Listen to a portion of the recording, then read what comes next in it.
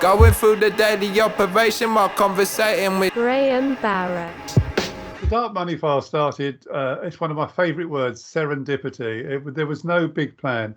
What had happened back at the beginning of 2019, end of 2018, I'd toddled along to the doctor because I'd got a couple of minor issues and hadn't thought very much about them. But next to that, there is a reason for this story. But alongside that, I got to 2016 and I was seriously overweight. So I thought I've got to do something about this. So I went on a diet and I'd actually lost 4 stone. So what, about 25 kilos. But because I went to the doctor with these tiny little issues and he said, have you lost any weight? I said, oh, yeah. And he said, how much? I said, 4 stone. He looked at me and said, no, I meant to. But because by then he was convinced it was something really serious. So I ended up at the beginning of 2019 seeing 4 separate oncologists for suspected cancer, which is kind of tough. None of which turned out to be cancer, but it was a point where I couldn't work because I had so many I had biopsies, all sorts of stuff. So I was in a kind of dark place. So I said to Ray, I need to do something, Ray. Do you fancy doing a podcast? And Ray said, oh, yeah, that sounds good fun. Now, we just thought we were going to do it for a laugh for ourselves. And in fact, I still have the WhatsApp when Ray said, I've got a name. Or what's that? He said, The Dark Money Files. And I said, Ray, that is brilliant. That is just such a great name. So I'd been involved in the Danske Bank story for reasons I'm sure we'll talk about. So I thought, well, let's do Danske Bank. So we started doing this podcast and we did Danske Bank, and we got about 1,000 people over the first few weeks listened to it. So, blimey! So, because we love chatting to each other, and unfortunately, I'd always been a bit of a bedroom musician back in the 90s. I kind of on a computer with doing music, so I knew how to edit. So I could edit the podcast, so it sounded halfway decent, and it's got better over time. So it just grew from there, and we love talking about crime. I mean, come on, who doesn't like talking about crime? So we got to talk about interesting stuff, the way we'd done for 20 years, but this time we recorded it, and other people apparently quite like listening to us chat away. So it's become a thing. So what is dark money? In our very first episode, we decided that we didn't want to call it money laundering. We didn't want to call it kind of whatever. We just kind of came up. I mean, we didn't invent the phrase dark money, but dark money is any sort of money in the system that you cannot say confidently was generated through legitimate activity. So it's not profits, it's not salary, it's not earnings. It is money that you don't really know where it's come from. So we're trying to avoid being sued by people by saying money laundering. What we're saying is there is money in the system we don't understand, and we should talk about this money because it has an effect on economies and on people. And if we're dealing with money that we don't really know where it's come from, that's a problem. That's dark money. And I think that a lot of people aren't sort of aware of how it might sort of impact them sort of specifically. Why should we be informed on dark money? I think there's a couple of reasons. One is, if you care about people generally, a lot of this dark money is generated from countries that don't have our advantages. They're not democracies. They are run by people who are kleptocrats. But by that, I mean that their only real reason to be in power is to steal. And they are stealing this money. Well, that money isn't their money, so it comes from somebody, and those some people are almost always taxpayers, like you and me. People in countries so for example, in the newly liberated areas of former Soviet Union, who are paying their hard-earned taxes, and that money isn't providing them with schools for their kids. It's not providing them with roads. It's not providing them with health services. It's providing somebody with a very expensive property in London that they probably only live in for 2 weeks of a year. So why should other people in other parts of the world be deprived of the opportunity for good health, for good education, for good roads, for good public transport, so that a very few people, almost exclusively men, can enrich themselves and buy incredibly expensive jets and yachts and cars, which lie unused for most of the year, simply to boost their egos. It is a disgrace. And of course, the other side of that, Jess, is that our economies are then affected by all of that buying. So people are being driven, for example, out of London, where I live, because they can no longer afford to live there. But then how do we provide health services and care services? And the coronavirus has really brought this into focus. If people are having to travel 30, 40 miles to get to work because they cannot afford to live near where they work. And if you walk in, you can walk down Park Lane or Mayfair or other parts of London at night, and it's almost entirely dark. So the dark money causes dark streets because no one's living there anymore. They live other parts of the world most of the time. It's a lot closer to home than we think. Well, it is, and famously there was a lady called Mrs. Hajieva who's become a bit of a kind of, demonized woman. Actually, her husband's a bad person. Her husband's in prison in Azerbaijan, former head of the International Bank of Azerbaijan, who managed to steal 25% of his entire country's GDP one year. I mean, he was really corrupt, and a lot of it came to the UK. And Mrs. Hajieva was the first, this thing called an unexplained wealth order, which is a way that we try and get money back from people where we can't actually prosecute them. And she famously, I think, one day spent 80 grand in Harrods on chocolate, which is quite a good go, and bought a golf course and several houses.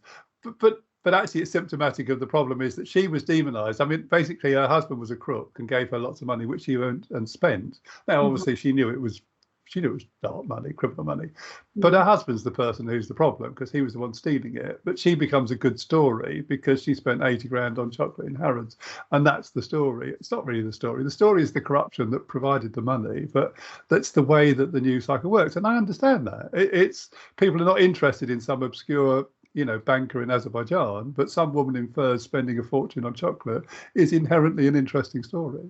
And I think that it puts it a little bit more in perspective to it's a very complicated world out there, and that's why it's so dark money is complicated. They try to make it complicated. So I guess comparing it to £80,000 worth of chocolate, which I'd quite like to have myself as well, is a little bit more bite-sized, I suppose, information. I've now lost 5 stone. I don't do chocolate anymore. That doesn't work in my regime. Shell companies and yes.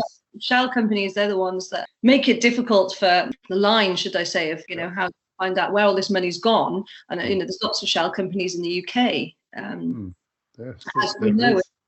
Yes, and ones that you've been looking at recently. Yeah, so we should probably just stop and talk a little bit about shell companies. Obviously, I think most people know what shell companies are, but for those who maybe don't, a shell company is one that doesn't have any commercial existence. It is just there exactly as a shell. It is just a company that is used to open a bank account, but it doesn't do any business. It's just effectively a passageway for money to flow through. And as you say, the UK is home to lots of shell companies. Anyone who wants to introduce dark money into the system, there's 2 absolute essentials, one of which is complexity, and you just mentioned that. Complexity is the friend of the money launderer and the enemy of the investigator, because the more complex the system is, the harder it is to follow the money through the system. But that then brings something else into play, which is control. So that obviously the more complex the system is, the more you have to have control over all of it. You can't move money through a complex system unless you control every element of that system. So the thing about the shell companies is that they are set up by the thousands, and I really mean the thousands. We've identified, I think, at least 100,000 companies set up by the same organization around the world, and they'll all have bank accounts in places around the world. So this is an incredibly complex system for a reason. And as you say, Beirut, which back in August when it happened last year, it just looked like an appalling natural disaster. Well, I say natural, obviously it was a warehouse full of ammonium nitrate, but there was no suggestion it was anything other than just a terrible accident.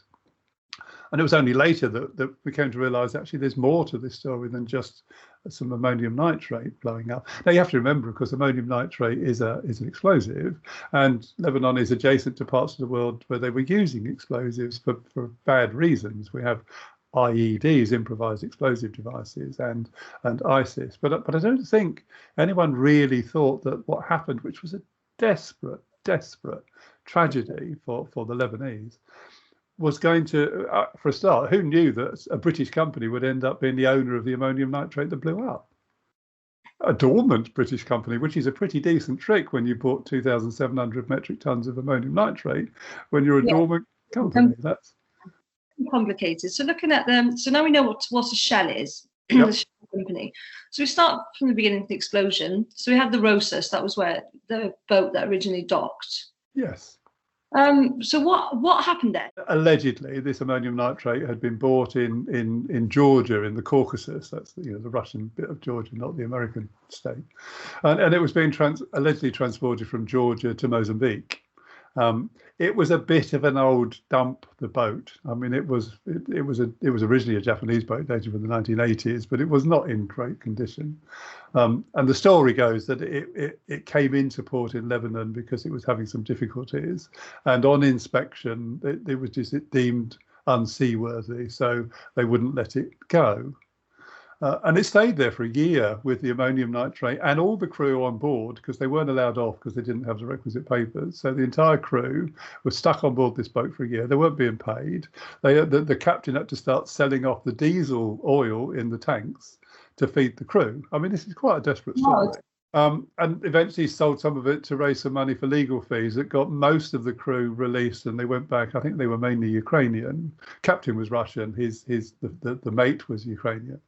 And eventually it got into such a state that the boat was in danger of sinking. So they did offload the ammonium nitrate in 2014, 2015, and put it in this warehouse. And subsequently, the Rosas sank in Beirut harbour. I mean, it just gave up and went to the bottom of the harbour. So where it still is, well, bits of it, presumably it was affected by the explosion as well. But yeah, it's I mean, the story about the Rosas is because it was owned allegedly by I can't remember where. I think a Cypriot, but it was owned through a Panamanian company, and it was flagged Moldova, which is kind of weird because Moldova's got no sea. I mean, it's a landlocked country, which is a weird thing to be flagging ships with. So you've got a Russian captain with a Georgian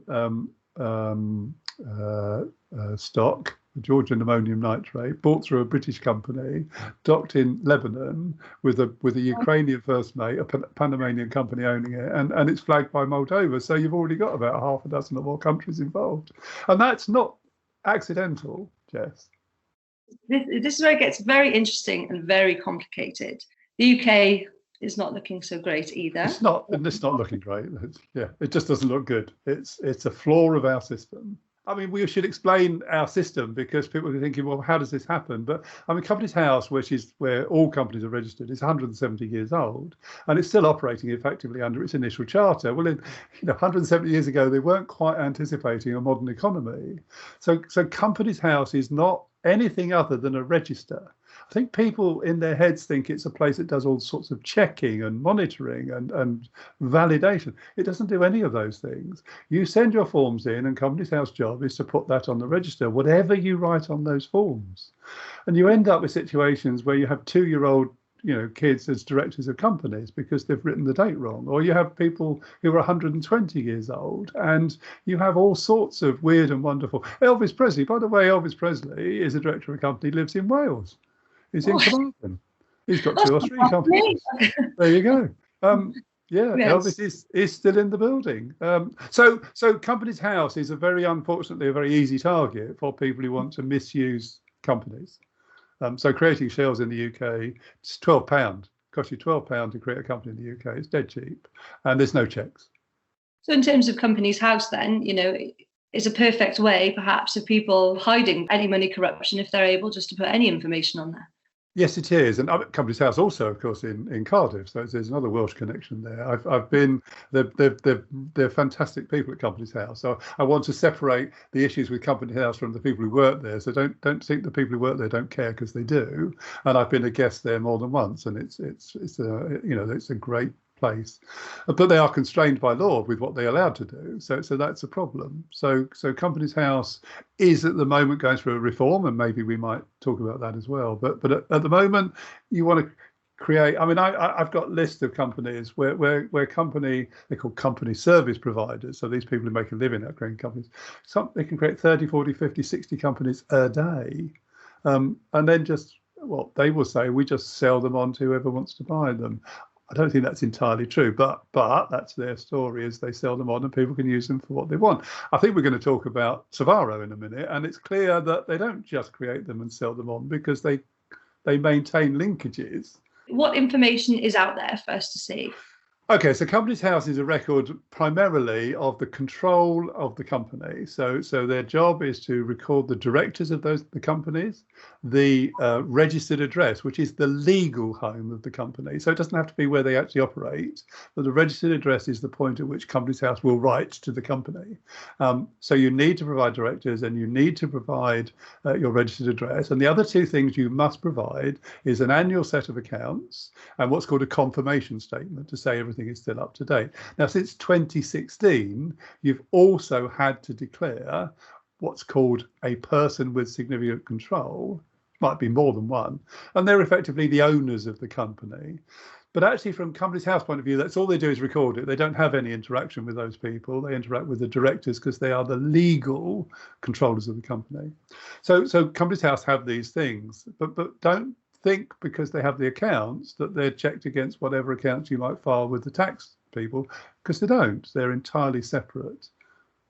Okay, so it's interesting. So going on to Savaro, Yeah. being dormant. So what does dormant mean? Or what's it supposed to mean? So dormant means you're currently a non-trading company. So you can file dormant accounts if the only costs you could incur as a company are the costs of keeping the company on the books. So you might pay, your Companies House charges, maybe an annual accountancy fee to keep yourself registered, but that's it. You're not allowed to do any business. The minute you start doing business, so any commercial activity which is generating revenue, you cease to be dormant and become an active company, and therefore should be filing your accounts appropriately, which obviously didn't happen in the case of Savaro. Yeah, so please tell us about Savaro. Well, Savaro was actually incorporated, I think, from memory in 2006, 2007. So it'd been around a little bit of time. It was originally incorporated to an address in London. It moved a couple of times. It was in Tottenham Court Road and Great Russell Street and St John Street. So these are very nice. You think, oh, these are good addresses. They are what we call brass plaque or post box addresses. They don't actually have any existence there. It's just somebody there gets your post and sends it on. And it filed dormant accounts. Now, it has a very interesting ownership structure because its director is, well, they have two directors, a lady called Marina Psilou, who is Cypriot, and a company called Interstatus Limited, which is a UK company. But when you look at Interstatus Limited, the director of Interstatus is actually Marina Psilou. So she's a director twice, once in her own name and once through her company. But not just that, because she's declared herself as the owner of the company as well. And prior to her, it was a company called Status Grand Limited, which was a Cypriot company, of which Marina Psilou was a director. So effectively, this one very clever lady was involved in every aspect of Savaro's ownership and control. I mean, she wasn't. She's what we call a nominee, but we'll talk about that as well. So Savaro supposedly dormant.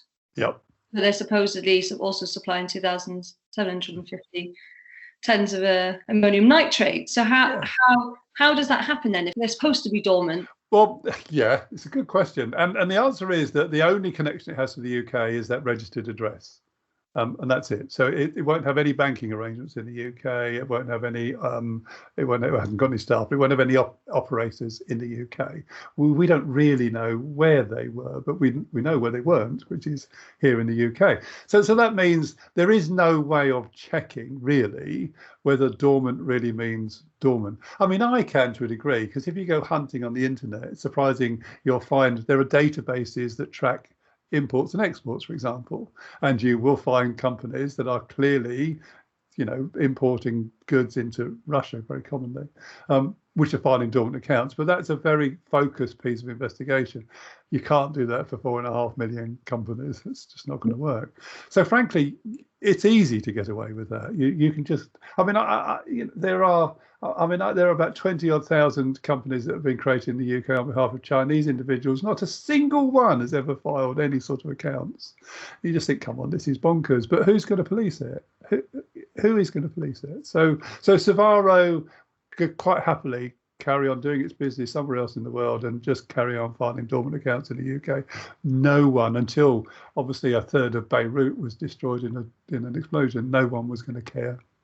One was going to look, and I guess that's the thing. It's there clear as day, but like you said, there's millions, hundreds, thousands of companies, so where to dig, and unfortunately it took something like Beirut to sort of uncover potentially any wrongdoings, potential wrongdoings. So Yep. Savaro are obviously linked to Marina Absolu. She's also linked to other. She certainly is. So if you can have a look on Companies House, can't you? You can see sort of where the links are between interstate, and so it comes to HESCO. So HESCO, Yes, engineering is also a very interesting. it is. Thing. So tell me a little bit about HESCO and how Savaro.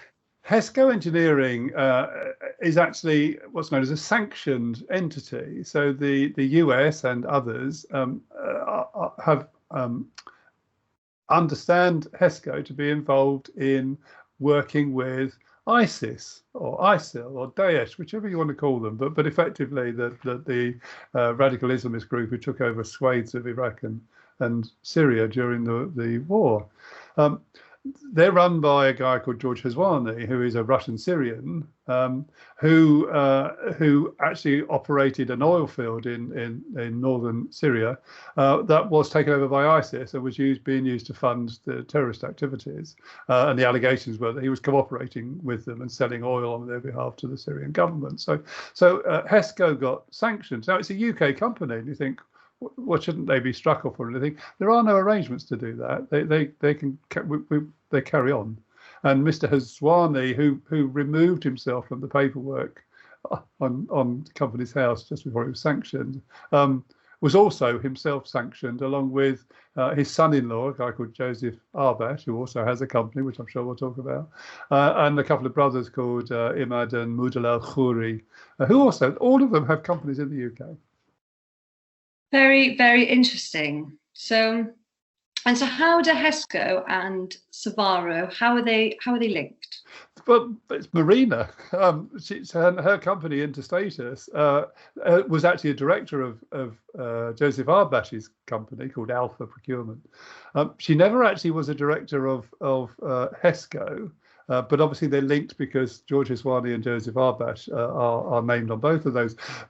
But she forgot that she wasn't actually a director or anything to do with HESCO, because she signed the paperwork of a number of their forms stamped Interstatus Limited, even though it was nothing to do with HESCO. So I think we can presume from that she was sitting in an office in Cyprus with a whole bunch of companies that they were looking after, and just forgot on this particular one they weren't actually named as directors and just signed and stamped it anyway. So even if they say, well, no, it's nothing to do with us, well, I'm sorry, your paperwork says otherwise, because it's got a signature and a stamp that says Interstatus on it. So there's, I think, as I say, there's 3 or 4 companies in this particular story that Interstatus have had interactions with, and 3 of them have got sanctioned individuals involved in those companies.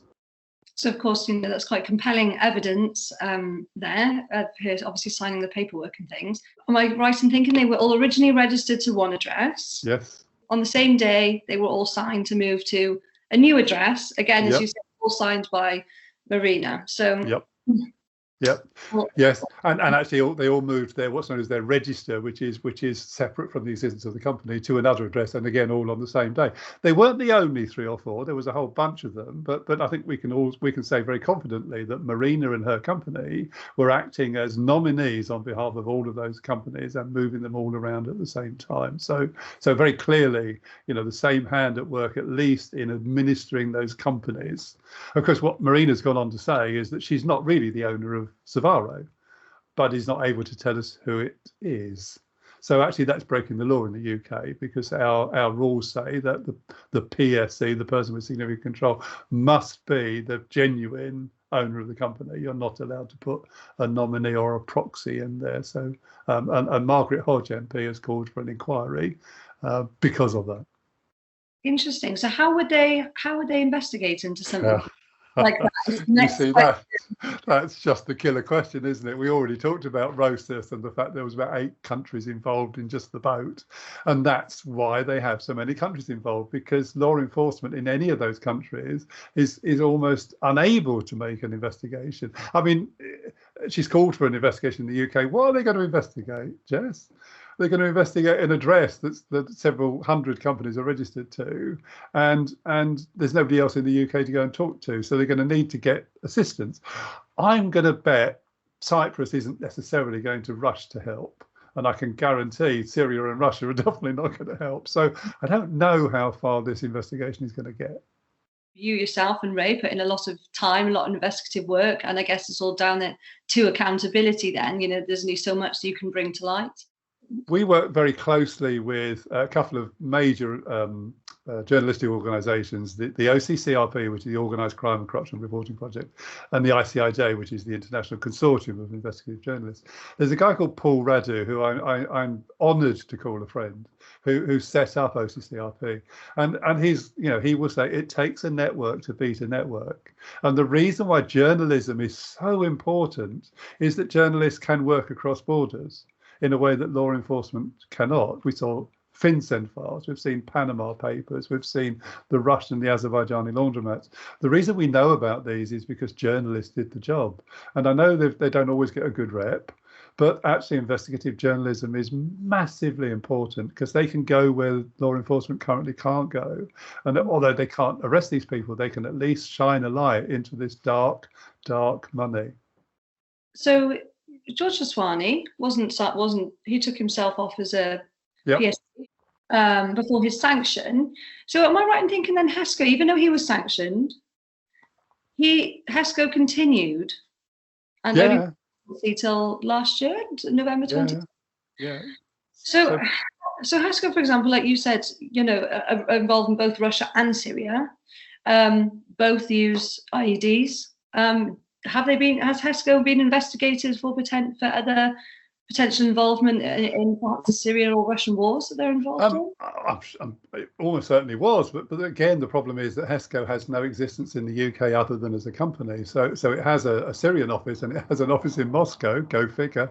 But I don't think if our really good police force was to get in touch with Moscow and say, can we come and do I'm not sure they'd let them in and let them have a look around. So that's the issue. Both Haswani and because Joseph Arbash, who's his son-in-law, twice has managed to spell his name wrong when he's put it onto the register at Company's House, and it comes out as Abrash, which could easily fool people into missing it and not realizing who he really is. And we should talk about the Khoury brothers. One of them was sanctioned by the Americans for trying to procure ammonium nitrate in Russia in 2013. Well, there's a coincidence, the same year and the same substance that was eventually bought in Georgia and oh dear, managed to stop off in Beirut on the way to Mozambique, where the estimate is that only about half of the 2,700 tons actually blew up because the explosion wasn't big enough. Now that leaves it, well, what happened to the other half? Well, the story is that the bags were leaking.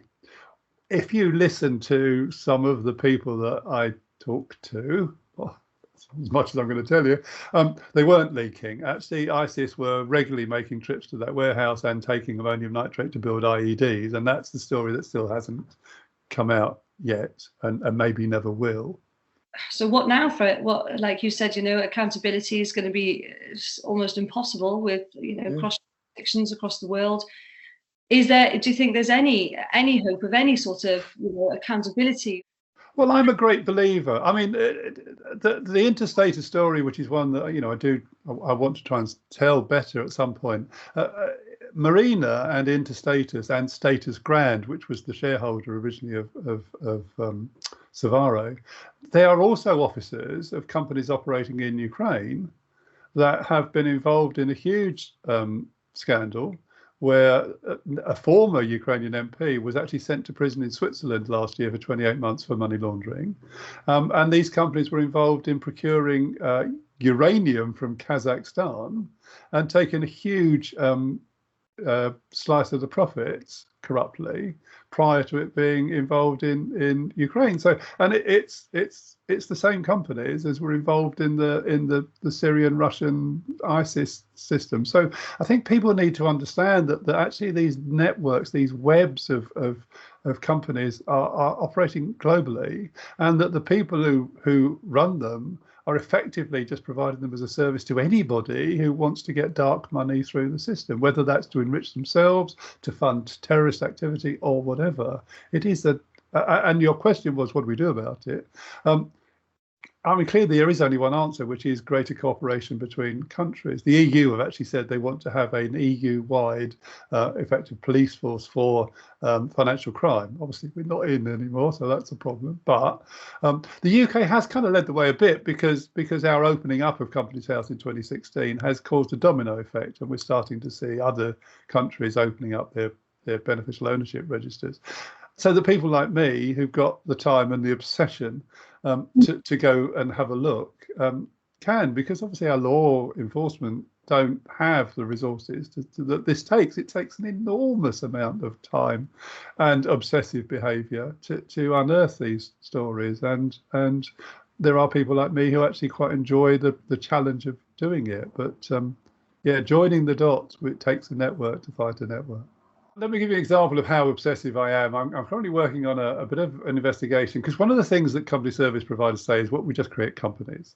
So I've picked a particular company that I knew would be fruitful. And back in 2006, it created lots of limited companies and appointed this particular company as a director. And it's based in Nevis, this company. So Nevis is this tiny little island in the Caribbean, which has got an incredibly secretive business registry, so you can find out nothing.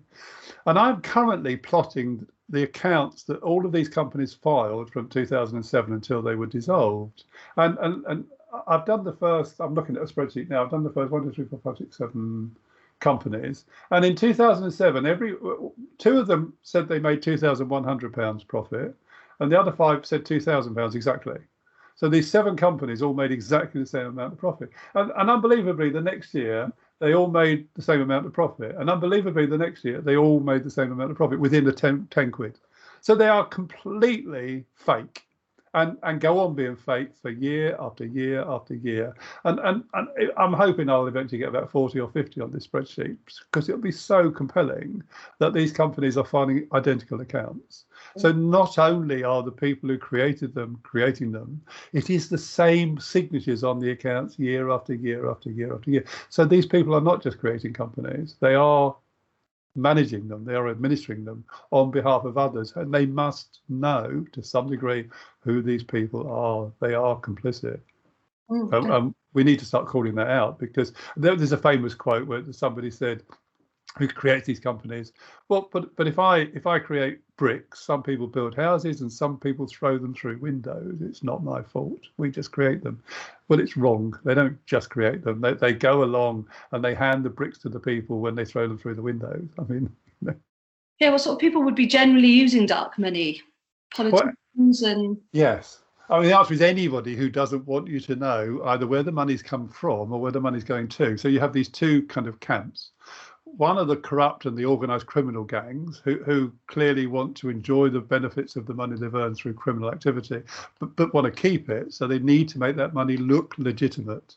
Now, you can't ever make it legitimate, but if you put it through 27 different bank accounts in a sequence of complex, transactions, it's incredibly hard wherever it ends up to know where it came from.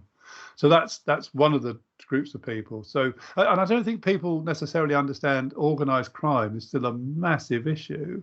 There's a mafia. So one of the things that people talk about, the mafia. There is no mafia. There are mafias. There is one, the Calabrian mafia, called the 'Ndrangheta, which most people have never heard of. The 'Ndrangheta. It is estimated that their annual turnover is greater than Deutsche Bank and McDonald's combined. Whoa. And significantly, the most important part of their income is through disposing toxic waste illegally. So organised crime and corrupt politicians. So all of these, non-democratic states where effectively you're the dictator and you do what you like, you just steal, and other public officials steal huge amounts of money and put it through these, we call them laundromats, put it through these laundromats to legitimize it so they can buy their yachts and I almost said football teams. I may not want to go there, but whatever it is that they want to buy with their money. At the other end. And of course, if you want to fund terrorism, you don't want to be seen to be doing that. So you use shells to put that money through so that when it does eventually end up where it needs to be, you can't be shown to be the source of that funding.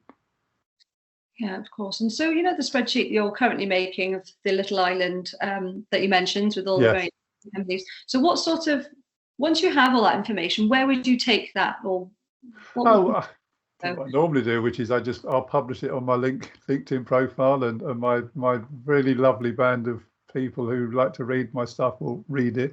I mean, I know it is read by some quite, helpful people.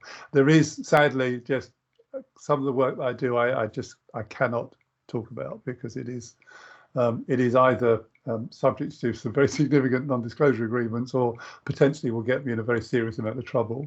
So I'm very fortunate that some of my work now is useful to those who can make use of it.